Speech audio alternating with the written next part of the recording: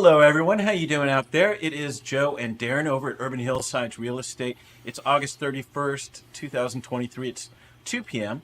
for you guys, and we're happy you're here, and we're happy you come later. This is always available for the next 7 days to watch and learn about LA real estate and the reality of it all. Today, we're going to talk about the LA City Council approving spending on revenue from LA mansion tax, which is very controversial. So we'll talk about that.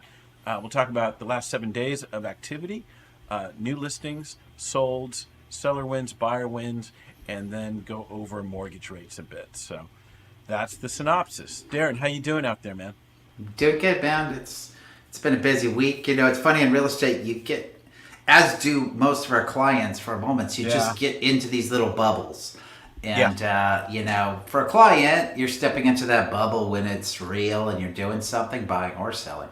For us, we just get into these hyper bubbles where all of a sudden we've got a lot going on. And then, you know, there's a pause and, okay, how do I adjust and prepare for the next burst in this business?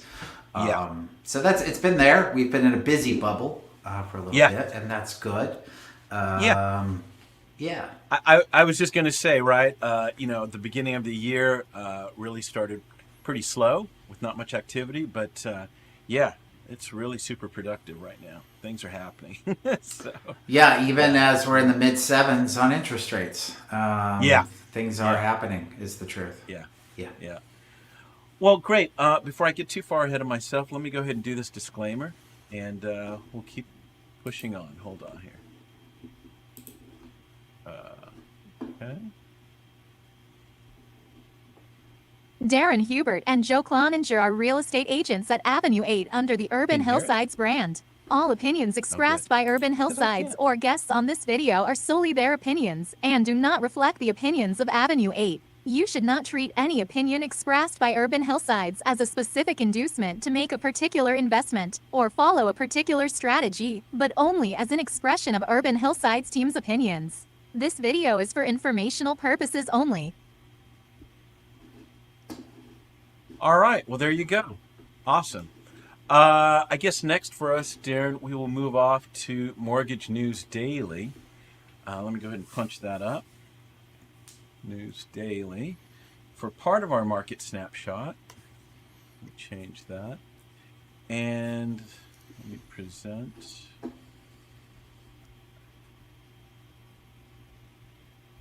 Okay, so let me go ahead and move off to the 30-year where we start. Let's see, there we are. We had a dip, which was nice. We are now presently at 7.06% for a 30-year mortgage.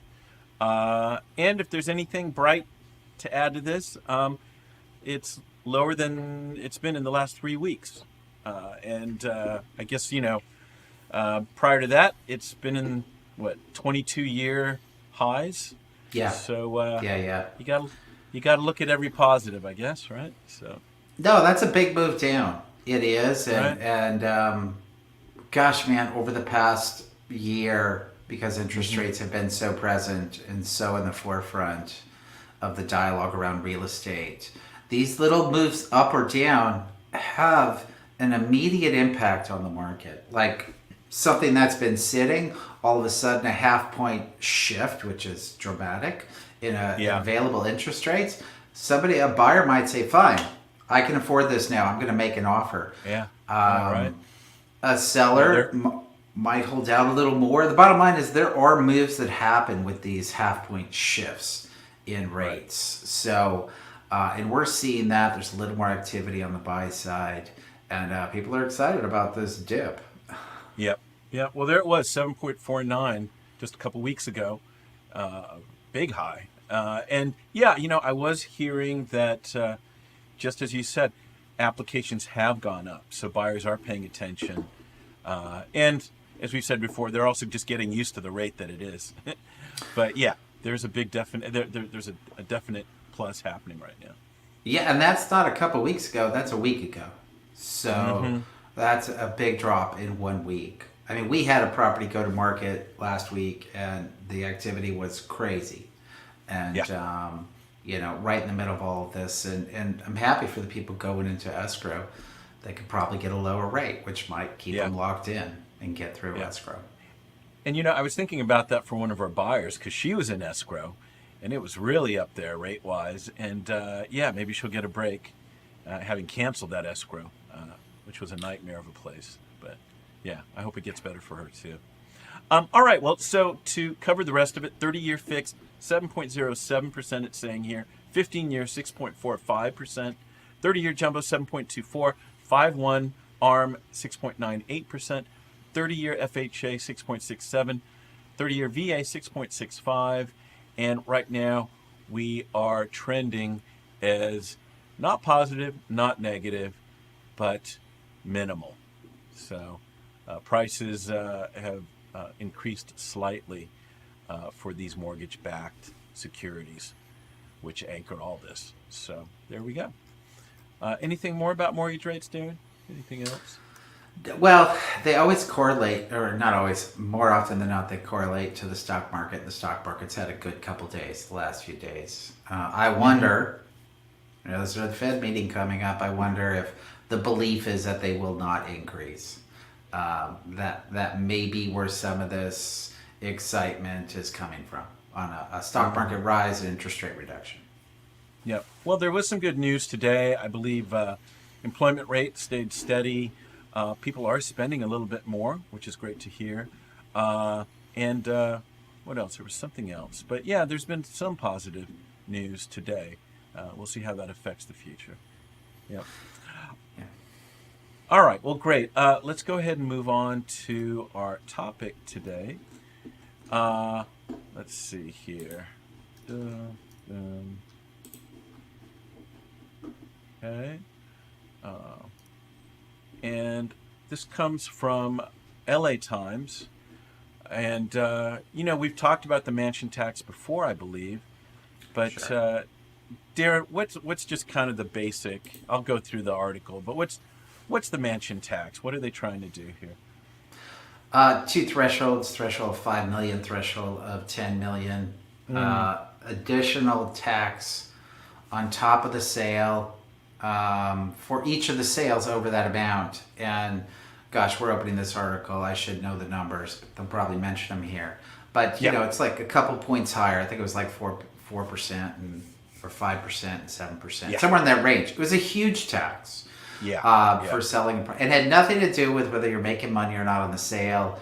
It's just based on the sale price, and that was one of my biggest issues. Was just based on sale price. Labeling things just aren't that simple, man.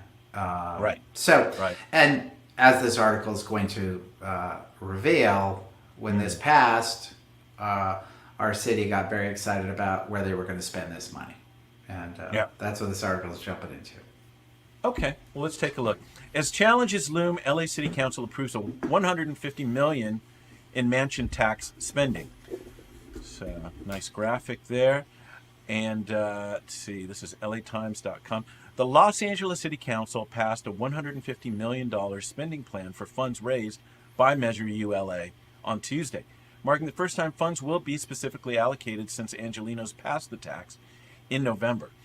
The expenditure plan will be directed to 6 programs: short-term emergency rental assistance, eviction defense, tenant outreach and education, direct cash assistance for low-income seniors and people with disabilities, tenant protections, and affordable housing production.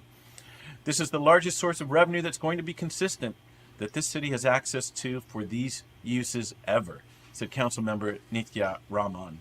It's really transformative for Los Angeles. Of the $150 million, $23 million will go towards eviction defense, $23 million will go toward income support for rent-burdened seniors, and $18.4 million will go toward rent debt assistance. The first program to be implemented will be an emergency rental assistance program, which will open September 19th. Dubbed a mansion tax, Measure ULA took effect April 1, bringing a 4% charge on all residential and commercial real estate sales in the city above $5 million, and a 5.5 charge on sales above $10 million. Since April, the tax has raised roughly $55 million. City officials said ULA money can be spent only as it comes in. so the city won't be able to use the full $150 million until the tax generates $150 million. Before the vote at Tuesday's meeting, about a dozen tenants and community activists expressed support for the funding, saying it is desperately needed, especially in the tenant outreach and eviction defense programs.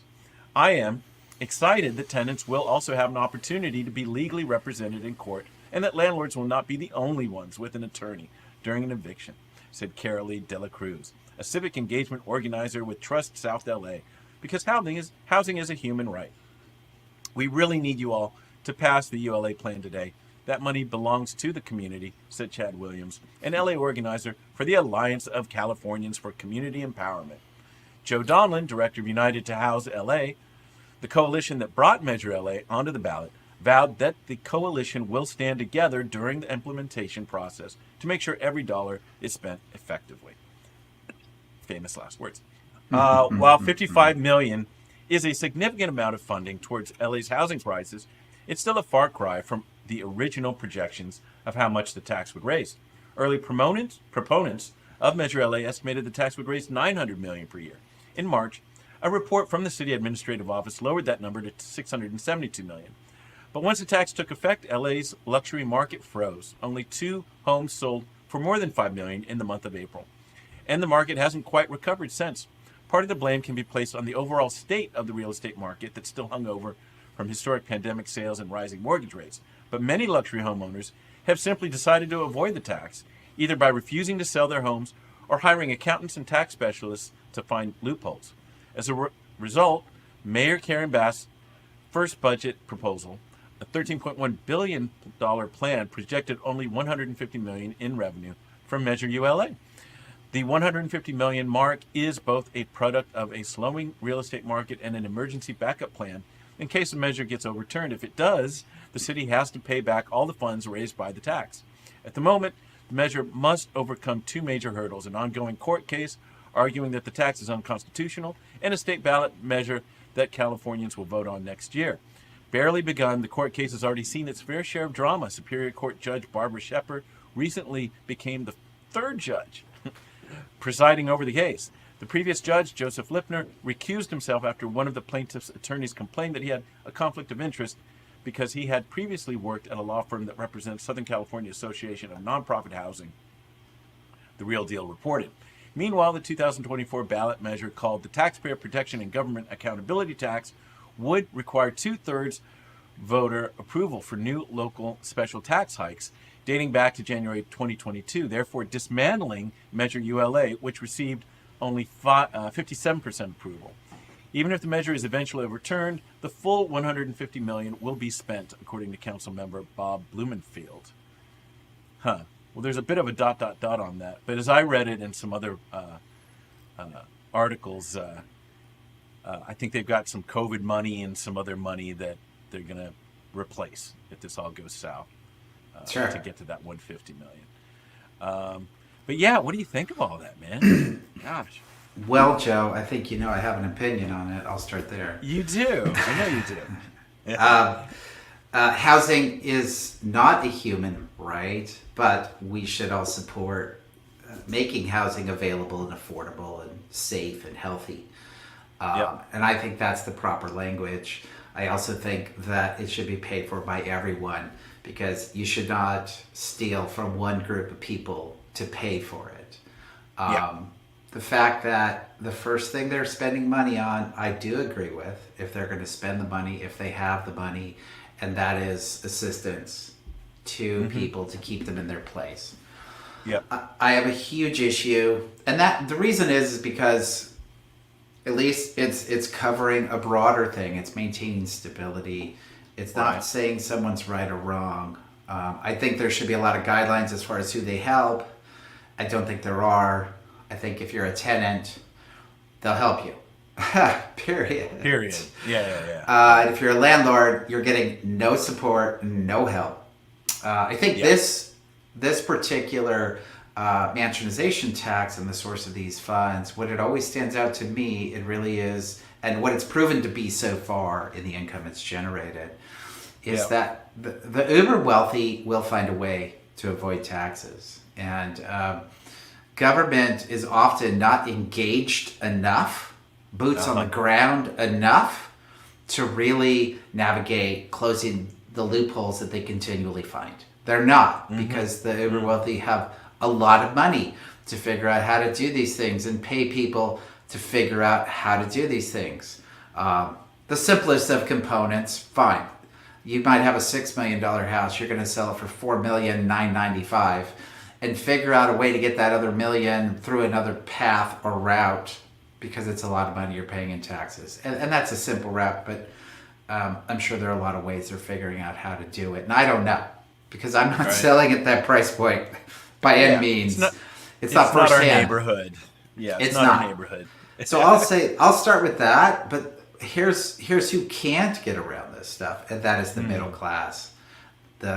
Even, the people who don't own rental property have absolutely no idea what it's like to be a landlord, even in the good times, and all the layers and all the sacrifices that are made, and we just keep getting thrown under the bus. And I support creating stability. I think everybody should pay for it equally across the board. I would support a single, a sales tax to deal with this. But the issue then becomes the inefficiency of government and how much of it they're going to waste, how much of it is actually going to impact people and make their lives better. Certainly I'd feel even better paying it if it went directly to them and people who needed it. If I'm going to finish this off, sadly, all you have to do is be labeled a tenant. It's like, sometimes I wish I was a tenant rather than a landlord.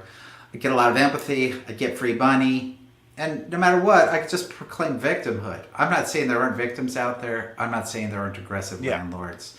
But just to the divisiveness that this has created, because I had never spoken this way until COVID, until they basically put me as an aggressor. They put me in that role as soon as they made every tenant a victim.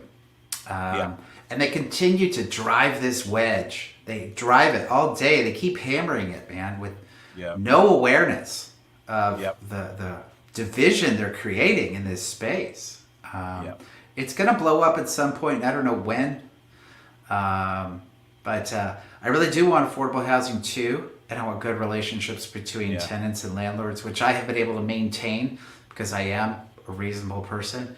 But I know a lot of people just struggle maintaining it. And part of that is the landlord. Part of it's the tenant. So.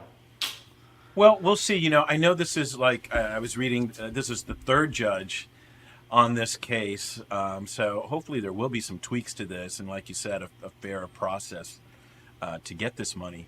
But a little too black, a little too white.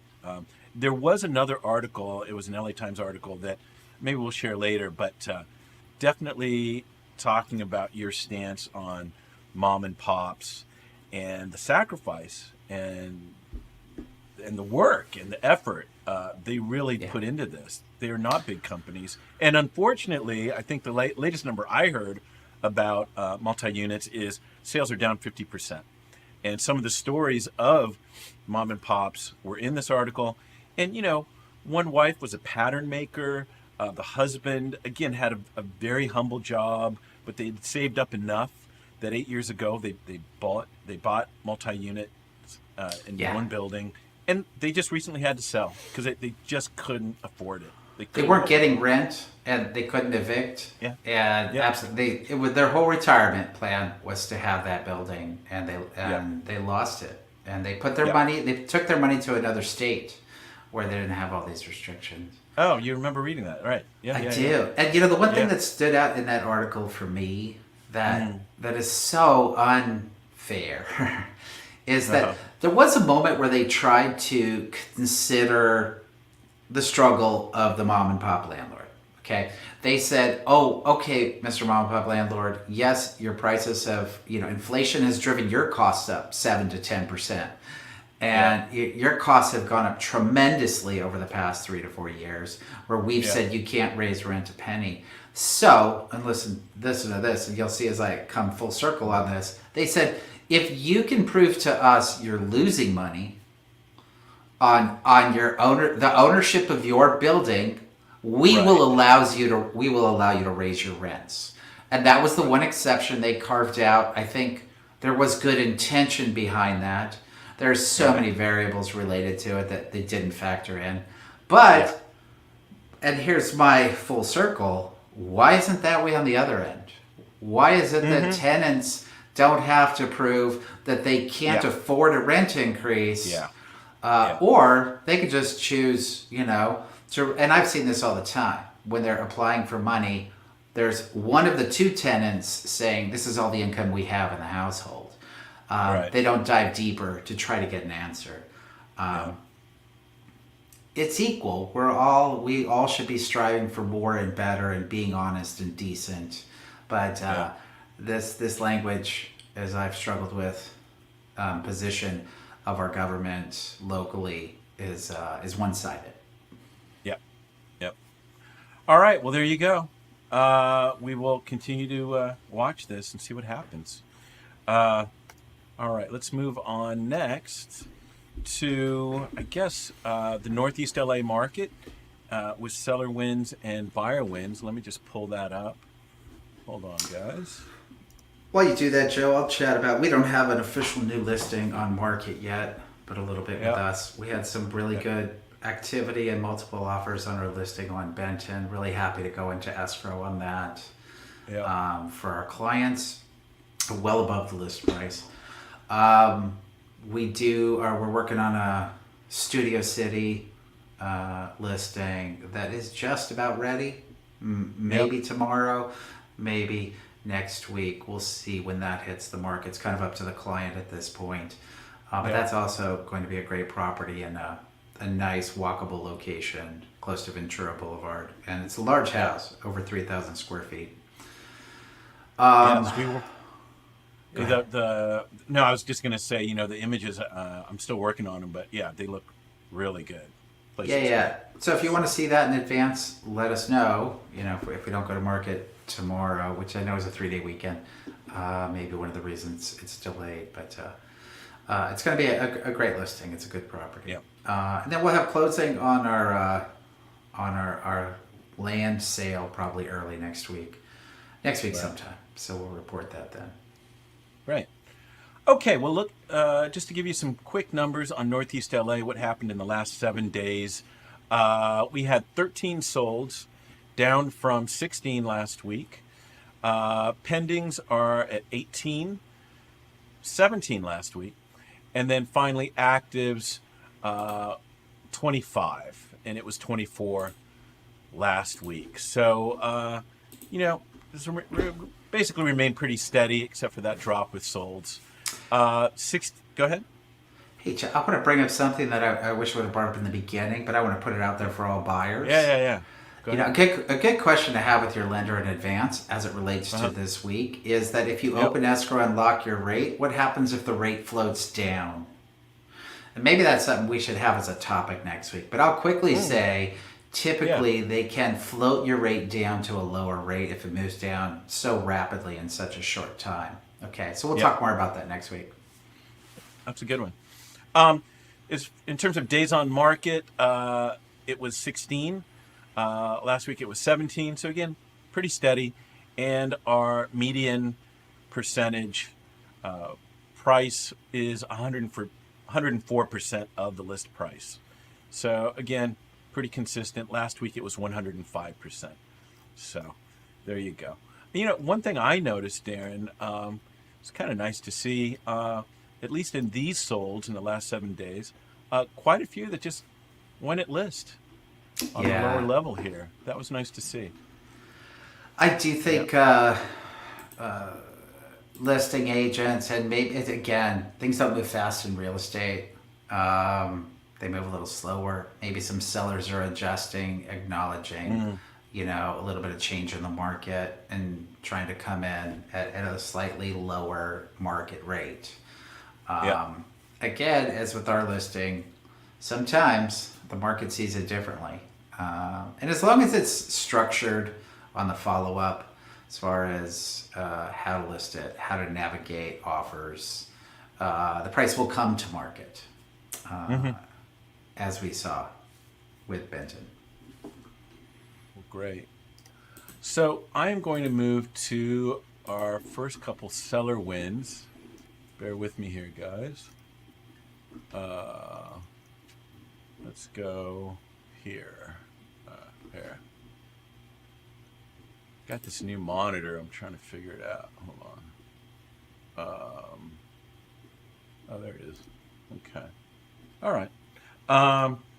We're going to go to, let's see here.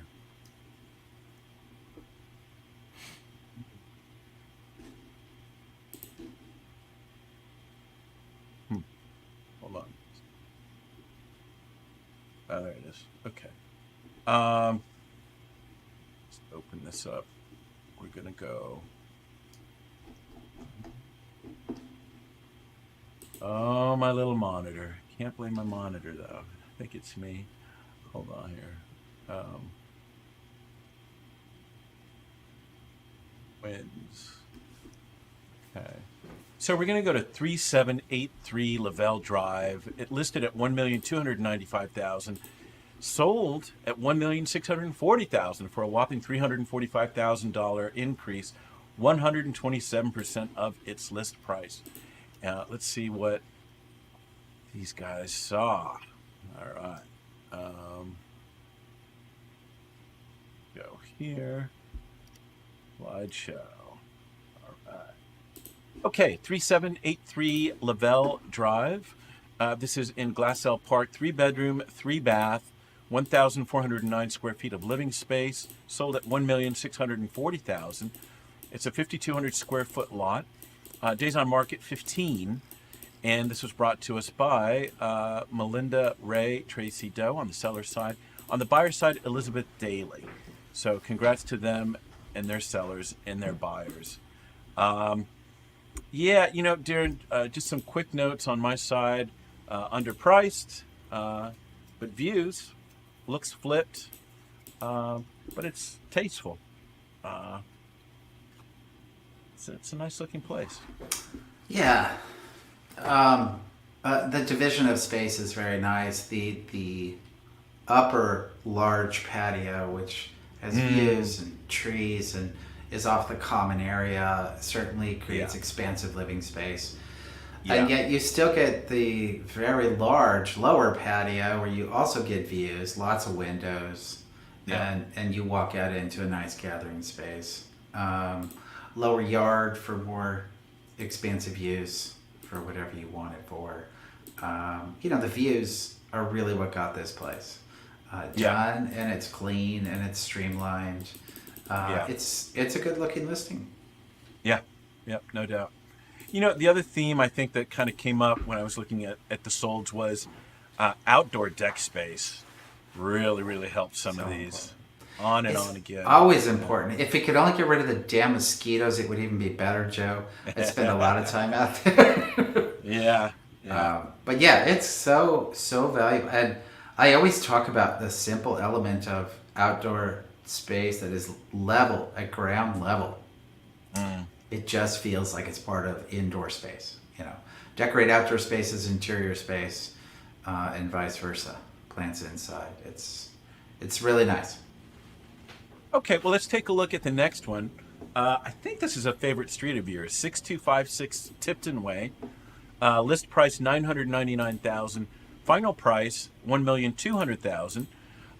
For a $201,000 increase, this is 120% of its list price, and took 12 days on the market. So let's see what they saw.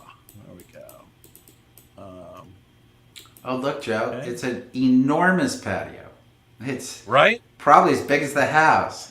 I think so, man. Totally. All right, the numbers, 6256 Tipton Way. This is Highland Park. 2-bedroom, 1-bath, a scant 704 square feet of living space, $1,200,000. Wow. Nice sized lot, 8,100 square feet. And days on market, 12. This was brought to us by Andrew Sanchez and Courtney Poulos. And on the buy side, our good friend and colleague, Hattie Ramirez. So congrats to everyone there. Yeah, that's awesome. But yeah, you know, I kept like scratching my head on this. I was like, wow, that's really high priced. for a 700 square foot place. But as you look at the final pics, you'll see, like you said, big deck space, a view, great. But also that 8,100 square feet is divided and has some more flat space just to the left of it. You'll see it in this picture right there. You see that? You can kind of see it right there. Yeah. So maybe they'll be adding some space there. We'll see. But yeah, very pricey. Yeah, and the conversation we often have with buyers is that smaller space, the cost of a space. You're always thinking structure and livability, but really, when an appraiser values a space, you're talking about the land has a base value, then the structure is in addition to that. So with smaller square footages, you're going to pay a higher price per square foot consistently. Yeah, this is almost 2,000 square foot, man. It was Yeah. like 1,700. Crazy. Yeah. All right. Well, let's take a look at the next one. This is 4230 North Barrett Road. Started at $1,350,000 and landed at $1,350,000. So there you go. No price increase. Hold on here. And I believe this is El Sereno. Yeah. It's a cool one. Bear with me here, guys. So, yeah, let me continue that. So, no price change, 100% of list price, 36 days on the market. And let's go ahead and share what this looks like. All right, slideshow. There you go. 4230 Barrett Road. It's a 5-bedroom, 6-bath, 4,000 square feet of living space. My Lord. I don't have a slide slow, Joe. No? Oh, hold on, boys. Yeah, Here yeah. we go. There it goes. Yeah, $1,350,000. What a deal. This is El Sereno. The lot is 11,144 square feet of living lot. Like I said, 36 days on the market. This is brought to us by Todd Pavetti and Glenn Shellhammer. And do not know who represented the buyer. It's just non-member. But, wow, arguably could be the largest house in El Sereno, right? Nah, maybe. I don't know. 4,000 square feet's a big house. Yeah. This is one where, money, either you're okay with that. It's definitely more, it's not a typical Northeast home. It's typical in that it has views, and that's great. That's fantastic. And in the hills and comes with those nuances. But it looks like a early 2000s build, maybe. Yeah. And the finishes are lower end. So Yeah. But man, for that square footage, you can just improve over time if the higher end finishes matter to you. Yeah. You're gonna be hard pressed to find anything near that square footage. And that price range. Yeah. Huge space, 90s or 2000s build and style, but great deal for the space. Yeah, and you got your views, so pretty solid. I did that one. Okay, let's move on now to the final buyer win. We're going to move to, let's see here, bear with, 1168 Oak Grove Drive.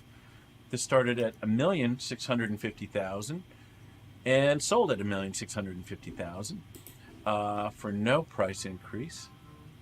And let's see here. Okay. 100% of list price, 27 days on the market. And let's see what everybody saw. Okay. Slideshow. Okay, 1168 Oak Grove Drive. This is 2-bed, 2-bath, 1,611 square feet of living space. Again, sold at $1,650,000. This is in Eagle Rock. Good sized lot, 14,193 square feet. 27 days on the market. This is brought to us by Richard Michelovsky, Tracy Doe, and on the buy side, Kristen Fox. So congrats to them. But yeah, another good one. Yeah. I like this place. I almost feel like I don't want to, but I do. Huge, huge deck. Maybe that's the theme of this week. Yeah. This is the biggest one so far. Mm-hmm. It's just enormous. So a huge, expansive living. Off the back, it's got views. It's hillside. You enter on what looks like a flat grade. Well, and it's lightly landscaped. It's a great spot. I get it. Yeah. It's a great house. Yeah, I put flip, tasteful views, quite a price for a 2-2, but it really has nice square footage. It's got that big deck, and it's a good sized lot. So we'll see what they do with it. But yeah, looks good. All right, so that is it for me. Let's see here. And let's move on to our picks for new listings in the last 7 days. Go ahead, Darren. What do you got out there, man? 2680 Ivanhill Terrace. Ivanhill Terrace. This is a move-in ready. Wait. Let's wait till you get the photos up. Yeah, hold on. Okay. Go there. Okay.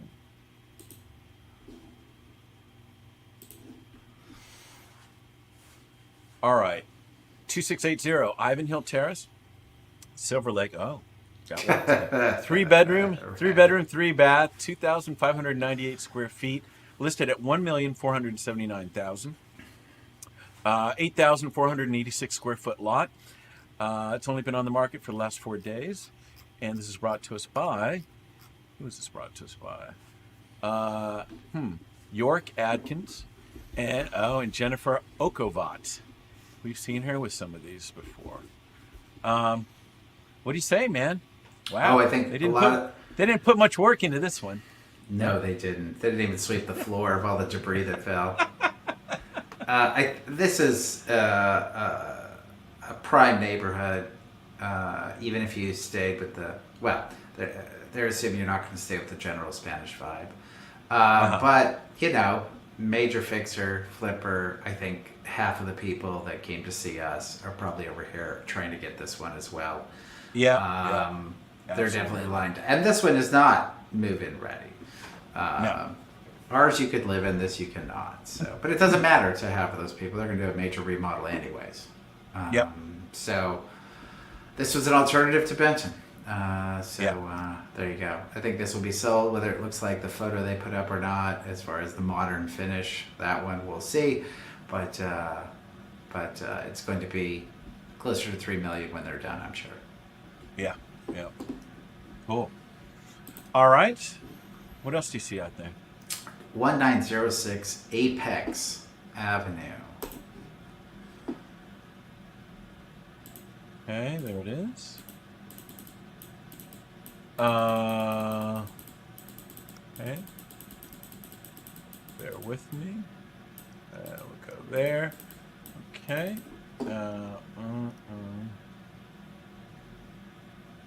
Okay.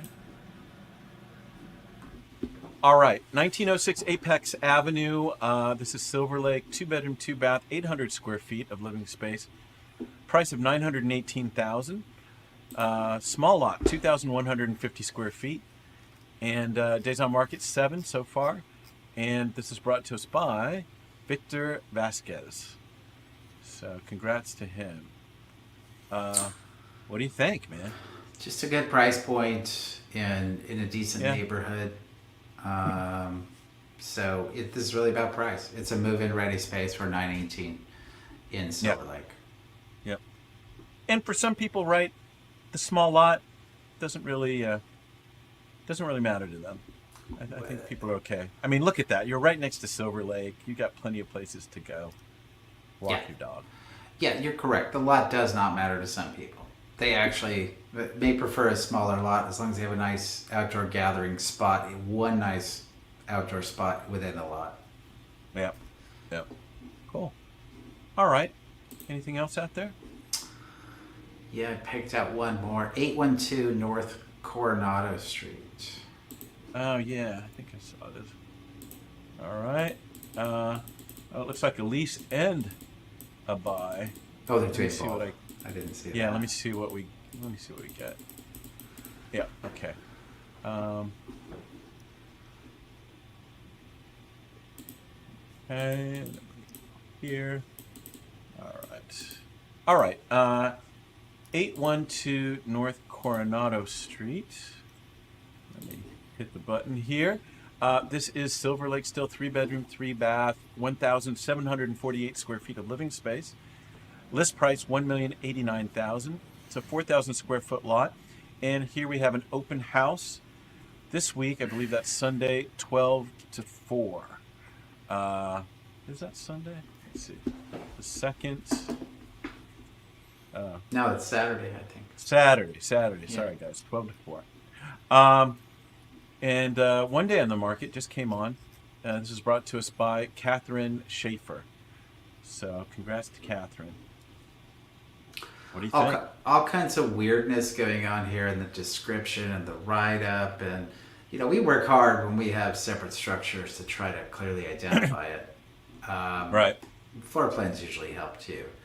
But single-family home, 1,200 square feet. Studio apartment, 600 square feet. Is it a legal studio? I don't know. Worth looking into. So really understanding what you're buying here becomes important on this one. Price is all right. If it's truly a duplex, then you need to figure out if any of them are rented. Yeah. Looks like people are living in these spaces. Are they coming with tenants? If so, what are the rents? They're not disclosing that. Yeah. This is a lower end agent just because of all these components. It's a little sloppy. Yeah. Yeah, so worth looking into to determine if it's worth it. I mean, this is between Sunset and the freeway, and the 101 freeway, so it's a little denser, not as nice of a neighborhood on Coronado Street. But true. An area we serve, we're close to a lot, and we have a lot of listings in this region. So Yep. it's worth looking at. Cool. All right. Well, that concludes it all. Any parting shots, Darren? Anything else? Nothing new. Watch rates, and next week we'll discuss Right. your rate floating down. If there's fluctuation in the rate, locking it in. Maybe that's a great topic for next week. Cool. I like it. All right. Well, guys, thanks so much for joining us today. We'll see you next week, Thursday, 2 p.m. Please like, follow, do all those great things. We're putting out some great content here. We hope to help you. Take care. Bye. Bye.